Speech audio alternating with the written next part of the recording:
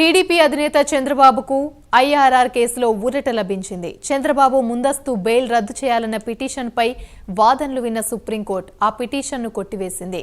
విచారణకు ముందస్తు బెయిల్ అడ్డంకం కాదని కమెంట్ చేసింది. చంద్రబాబుకు నోటీసులు ఇవ్వడానికి నిరాకరించింది.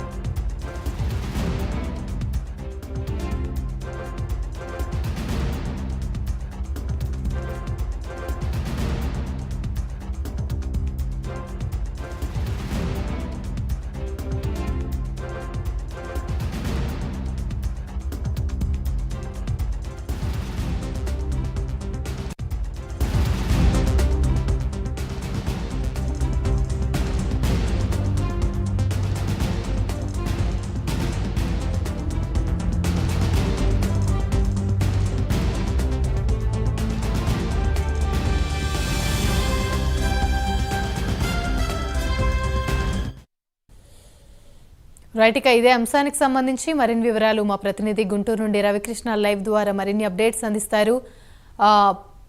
రవికృష్ణ, చెప్పండి, చంద్రబాబుకు నోటీసులు ఇచ్చేందుకు సుప్రీంకోర్టు అయితే నిరాకరించింది. దీనికి సంబంధించి పూర్తి అప్డేట్స్ ఏంటి? గాయత్రి, ఏదైతే ఇన్నర్ రింగ్ రోడ్డుకి సంబంధించినటువంటి కేసు ఉందో ఆ కేసు వ్యవహారంలో మాత్రం పూర్తి స్థాయిలో కూడా ఆయనకి ఊరట లభించిందనే చెప్పుకోవాలి. ముఖ్యంగా చంద్రబాబు మీద ఇన్నర్ రింగ్ రోడ్డుకి సంబంధించి ఫిర్యాదు చేయడం జరిగింది. ఏదైతే సిఐడి ఉందో ఏపీ ప్రభుత్వం కలిసి ఆయన ఇన్నర్ రింగ్ రోడ్డుకి సంబంధించి చాలా అక్రమాలకు పాల్పడ్డాడు అనే కోణంలో కూడా ఆయన మీద ఈ కేసులు పుటప్ చేసిన పరిస్థితి అయితే ఉంది. ముఖ్యంగా కూడా అమరావతికి సంబంధించి ఇన్నర్ రింగ్ రోడ్ అంటే మొత్తం 29 గ్రామాలకు సంబంధించి ఇన్నర్ రింగ్ రోడ్ని ఏర్పాటు చేయడం జరిగింది. ఈ ఇన్నర్ రింగ్ రోడ్డుకి సంబంధించి ప్లాన్ ఏదైతే అంతకు ముందు ఉన్నటువంటి ప్లాన్ ఏదైతే ఉందో ఆ ప్లాన్ని మార్చారు అని చెప్పి ప్రభుత్వం అయితే ఏపీ ప్రభుత్వం అయితే ఆయన మీద కేసు దాఖలు చేసినటువంటి పరిస్థితి అయితే కనపడింది. ముఖ్యంగా కూడా ఆయనకి ఎవరైతే లబ్ధి చేకూర్చే విధంగా ఉన్నటువంటి వ్యక్తులు ఎక్కడైతే వాళ్ళకి భూములు ఉన్నాయో ఆ భూములకు సంబంధించి ఇన్నర్ రింగ్ రోడ్ అలైన్మెంట్ ఏదైతే ఉందో గతంలో ఫస్ట్ చెప్పినటువంటి అలైన్మెంట్కి తర్వాత తన వాళ్ళు తనకి లబ్ధి చేకూర్చే పరిస్థితి ఉన్నటువంటి వాళ్ళకి స్థలాలు ఎక్కడ ఉన్నాయో అక్కడే ఈ ఇన్నర్ రింగ్ రోడ్ను మార్పు చేశారు, అలైన్మెంట్ మార్చారు అని చెప్పి ఆరోపణలు అయితే చేశారు. ఆ నేపథ్యంలోనే సిఐడి కూడా ఆయన మీద కేసు వేయడం జరిగింది. ఈ కేసుకు సంబంధించి హైకోర్టులో అయితే ఊరట లభించిన వెంటనే కూడా ఏపీ ప్రభుత్వం సుప్రీంకోర్టుకి స్పెషల్ లీవ్ పిటిషన్ అయితే వేయడం జరిగింది. ముఖ్యంగా కూడా ఆయనకి గనక ఈ కేసుకు సంబంధించి బెయిల్ గనక మంజూరు చేసినట్లయితే ఈ కేసుతో సంబంధం ఉన్నటువంటి వ్యక్తులు ఎవరైతే ఉన్నారో వాళ్ళ మీద ప్రభావం చూపించేటువంటి పరిస్థితి ఉంటుంది. కేసుకు సంబంధించి సాక్ష్యాలు ఏవైతే ఉన్నాయో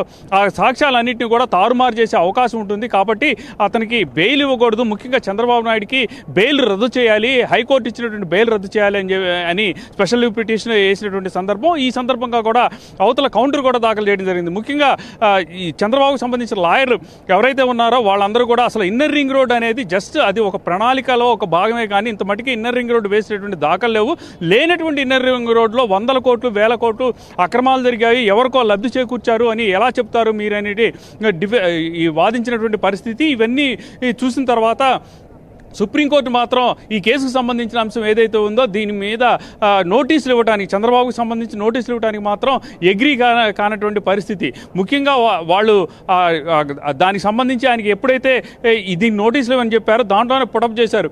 ఒకవేళ కనుక ఆయన ఈ కేసుకు సంబంధించిన అంశం ఏదైనా ఉన్నప్పుడు ఆయన సహకరించకపోయినట్లయితే అప్పుడు కోర్టుకు రావాల్సిన పరిస్థితి ఉంటుంది. కానీ ఆయన పూర్తి స్థాయిలో సహకరిస్తానని హైకోర్టులో ఆయన వేసినటువంటి పిటిషన్లో ఉన్నటువంటి నేపథ్యంలో ఆయనకి ఇప్పుడు ఈ నోటీసులు ఇవ్వడం అనేది సాధ్యపడదు అని చెప్పి తెలియజేశారు. దీంతో ఒక రకంగా చెప్పాలంటే మాత్రం పూర్తి స్థాయిలో కూడా చంద్రబాబు నాయుడికి ఊరట లభించిందని చెప్పుకోవచ్చు. Gayatri, right, thank you.